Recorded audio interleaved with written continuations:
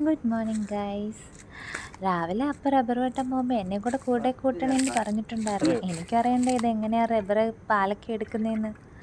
അങ്ങനെ അപ്പോൾ ഓരോ റബ്ബറിൻ്റെ അടുത്ത് പോയി ഓരോ ചിരട്ടയിൽ വെച്ചിരിക്കുന്ന പാലെടുത്ത് അങ്ങോട്ടിട്ടു.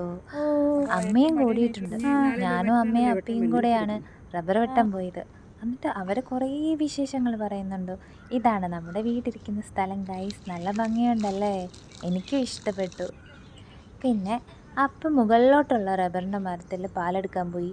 എന്നെ കൊണ്ട് സഹായിക്കാൻ പറ്റുന്ന രീതിയിലെന്ന് വെച്ചാൽ നോക്കി സഹായിച്ചു.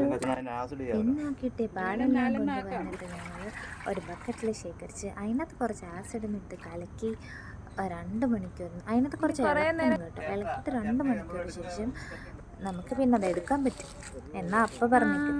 ആ സമയത്ത് ഞങ്ങൾ താഴെ തേനീച്ചക്കൂട് കാണാൻ പോയി. നമ്മളല്ല ഗൈസ്, വേറെ ആരോ കൊണ്ട് വെച്ചേക്കുന്ന തേനീച്ചക്കൂടാണ്.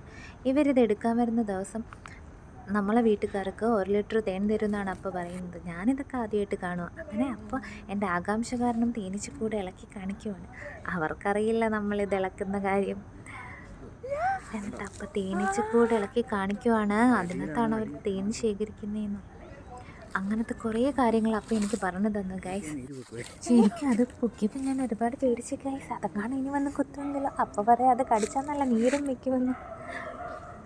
എന്നിട്ട് ഞങ്ങൾ തേനീച്ച കണ്ടിട്ട് തിരിച്ചു പോണ വഴി ഈ പടിയാണ് നമ്മൾ കയറി ഞങ്ങളിതാ തിരിച്ച് വീണ്ടും ഇങ്ങനെ വന്നു. 2 മണിക്കൂർ കഴിഞ്ഞ് അത് സെറ്റായി. പിന്നെ അപ്പം ഞാൻ റബ്ബർ എടുത്ത് മെഷീനിലിട്ട് അടിക്കാനൊന്ന് സഹായിച്ചു. എന്തു പാടാണ് ഇത്. ആദ്യത്തെ 2 തവണ ലൂസായിരിക്കുമ്പോൾ കുഴപ്പമില്ല, 3ാമത്തെ തവണ കുറച്ചുകൂടെ അതിൻ്റെ ഗ്യാപ്പ് കുറയ്ക്കുമ്പോൾ എന്തു പാടാ അത് കറക്കാൻ. അങ്ങനെ എന്നെ കൊണ്ട് പറ്റുന്ന രീതിയിലൊക്കെ കറക്കി കൊടുത്തു. പിന്നെ ഞങ്ങളത് ഉണക്കാനിട്ടു. എന്നിട്ടപ്പോൾ അതൊക്കെ കഴുകി വൃത്തിയാക്കി ഉണക്കാൻ വെച്ചു. അപ്പോൾ ഇന്നത്തെ വീഡിയോ ഇത്രയേ ഉള്ളൂ ഗൈസ്.